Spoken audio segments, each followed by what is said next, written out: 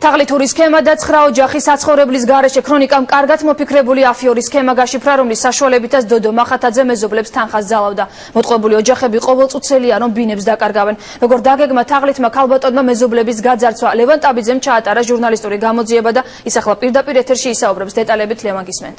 აფიორის სქემა საკმაოდ მარტივია. თბილისის ერთ-ერთ უბანში კარგი რეპუტაციის მქონე ქალბატონი მეზობლებს დახმარებას თხოვდა და გაურკვეველ დოკუმენტზე ხელს აწერინებდა, როგორც მერე გაირკვა, ეს იყო იპოთეკით დატვირთვის ხელშეკრულება. სწორედ ამ სქემით არაერთი ადამიანი თბილისში უსახკაროდ დარჩა. ხელის მოწერა გახდა, მოთხოვნებით ხარდა. ერთი ხელის მოწერა საკმარისი აღმოჩნდა იმისათვის, რომ იზოლდა ბედოშვილს ოროთახიანი ბინა დაეკარგა. 2 წლის წინ მან მეზობლის დოდო მახათაძის თხოვნით ხელი მისთვის უცნობ დოკუმენტს მოაწერა. ბედოშვილს მეზობელმა ბანკში კრედიტის ასაღებად თავდებში ჩადგომას თხოვა. ნოტარიუსში მისულს კი მეზობელმა ხელის მოწერა მისი ქონების დადასტურებაზე თხოვა. რეალურად კი აღმოჩნდა, რომ ბედოშვილმა საკუთარი სახლი იპოთეკით დატვირთა. საქართველოს ბანკიდან გამომაქოს ესხიო და არ მაძლევენო თუ 5 კაცის მოწმეობა არ ამაქო, რომ მე ნამდვილად მაგ ბინებიო, მაღაზიებიო მიმიყვანა. ახმეტელის მეტროსთან მან ნოტარიუსია, დამკითხამ ნოტარიუსმა რომ აქვსო მაღაზიები. იმეთქი აქვს და მივეცი პირადობა, ხელი მოუწერე და ესაო, ეხლა წაიკითხეო. ისეთი წვრიასოებით იყო, რომ ვერ წავიკითხე, ნამდვილად ვერ წავიკითხავდი. დოკუმენტზე ხელის მოწერიდან 4 თვის შემდეგ ბედოშვილების სახლში სატელეფონო ზარი გაისმა. უცნობმა პირმა პროცენტიც გადახდა ან ბინის დაცლა მოითხოვა. დამირეკა ვიღაცა მაგ სახლის ტელეფონზე. და ისაო იზოლდა ბრძანდებით, და კი მეთქი, თქვენ ვინა ხართ? რა არხეინათ ახარ შენო? როგორ მეთქი, ვინა ხარ შენ მეთქი? რატო მეუბნები ამას მეთქი? შენი ბინა როა ჩადებული, იცი შენაო? როგორ ვინ რა, რანაირად მე იქ რო წინ გეჯეგი კრედიტორი ვიყავიო და დოდომ ჩემგან აიღო 12000-ო. ამ ამბის შემდეგ იზოლდა ბედოშვილმა ბინის დაბრუნება სცადა და მეზობელ დოდო მახათაძეს აღიარება დააზარინა. მე მწერეს რომ მე შენ ხო იჩივლეო არა? მე იქაო მივალო და აღიარებას გავაკეთებო. მე უთხარი მე დამიწერი აღიარება და იქაც რომ მიხვალ იქ გააკეთებდი აღიარება. აღიარება რა წე? შენ ისე წაგიყვანეო, ვერ გაიგე ვერაფერიო, როგორ ჩაგიდე ბინაო. საქმის გარკვევის პროცესში კი ცნობილი გახდა, რომ იზოლდა ბედოშვილი ერთადერთი არ იყო. მან მისივე სამეზობლოში კიდევ 7 დაზარალებული იპოვა. აი ესე მომაწყოდე, ესე გამაუბედურა რა მქნა რა გავაკეთო. ვახტანგ გაბელია, ნაზი აბრამიძე, ნატო სოზაშვილი, სიმა ფადეევა, ნანა კუპრაშვილი, გურამ იოსებიძე და ალექსანდრე წერეთელი. 7 ადამიანი ეხლა საკუთარ მეზობელ დოდო მახათაძეს უჩივის. ყველა მათგანი განსხვავებულ ისტორიას ყვება, თუმცა შედეგი ერთია. მეზობლები წუთიწუთზე ბინიდან გამოსახლებას ელოდებიან. ერთი ის არის ზაი დამღუბელი. ვახტანგ გაბელიაც თავს დაზარალებულად თვლის. მეზობლების მსგავსად ისიც სახლიდან გასახლებას ელოდება და ამბობს, რომ დოდო მახათაძემ ის მოატყუა.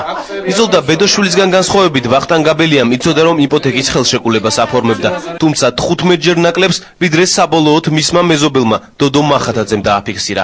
პირველი შემთხვევის მსგავსად გაბელიაც ხელშეკრულებას არ გაცნობია. ეგ არ ვიცოდი მე რამდენი დატვირთა ბინა. წამიყვანა მითხრა 1000 მჭედო წელს აგრო შვილის. ვითომ ბინას უმთავრებო თურმე ყუილი ყოფილა ყველაფერი და ჩატვირთა ბინა 10000 და 5000. 15. და მე არაფერი არ ვიცოდი ამის შესახებ. აი იქ ვიყავი ცხოვრობდი მე როსაკურზე. ეხლა აი აქ პატრონში ცხოვრობ. სერაფიმა ფადიევა ჯერჯერობით პირველია, რომელმაც საცხოვრებელი სახლი დაკარგა. მისი უბინაოდ დარჩენაც დოდო მახათაძეს უკავშირდება. მახათაძემ ფადიევას გაურკვეველ დოკუმენტზე ხელმოწერა თხოვა. სანაცვლოდ კი $100 დაპირდა. მოწმე წაგიყვან, ხელი მოაწერე და მეტი არაფერი შენგან არ მინდა. მოაწერე ხელი 20000-ს წაიღო, თქვა რომ $100 გაჩვიკე, პენსია გააკეთე, რომ მე ავანტყოფი ხალი ვარ. არაფერი, არც ეს $100-ს არ ამჭირდება, ბინაც დავკარგე და აი აქ მოსალაპრავოში ცხოვრობ ახლა. სხვა შემთხვევაში დოდო მახათაძე სახლებს ბინის მეპატრონის თანხმობით ვირთავდა. თანხის ნაწილს ბინის მფლობელს აძლევდა, ნაწილს კი თავად. იმ პირობით იტოვებდა, რომ პროცენტს გადაიხდიდა. პროცენტებს და აღებულ თანხას კი არ აბრუნებდა. ავიღეთ ჩვენ $13000.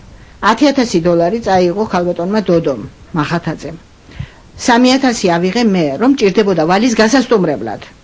მე ეს 3000 მომდევნო დღეს გავატანე დოდო მახათაძეს ამ იპოთეკართან, რომ წაიღო, მე არაფერი არ ვიცოდი, სანამ დოდო მახათაძე არ დაიკარგა, მერე მირეკავენ და მეუბნებიან რომ ფული გაქვს გადასახდელი. თურმე ეს ფულიც ეს 3000 ჯიბეში ჩაუდია.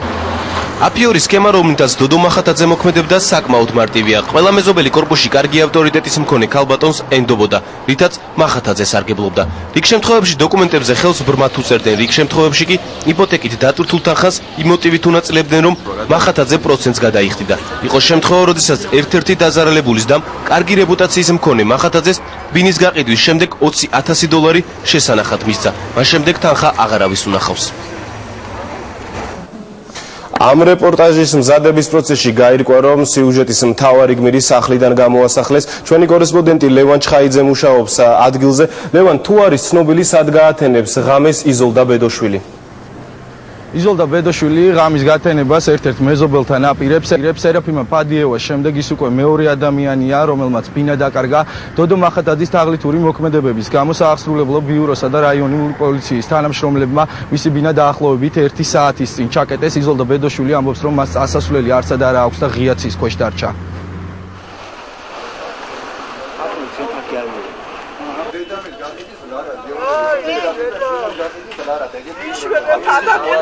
საქართველოში გადაშიება გიხე რო შენმა შეგათახსიერება გული ჩაურიცხე შეფასო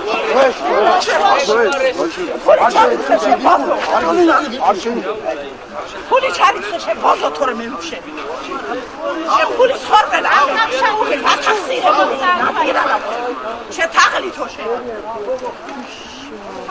ყველა შენა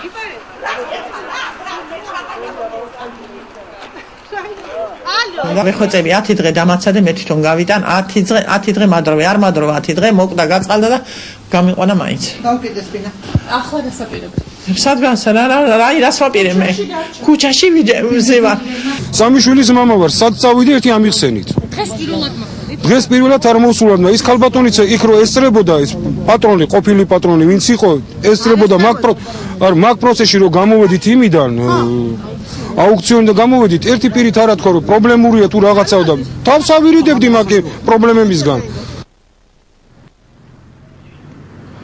ბინის იურიდიული მფლობელი ამჟამად არის დავით ბაკოევი, რომელიც აცხადებს, რომ ამ დავის შესახებ არაფერი იცოდა.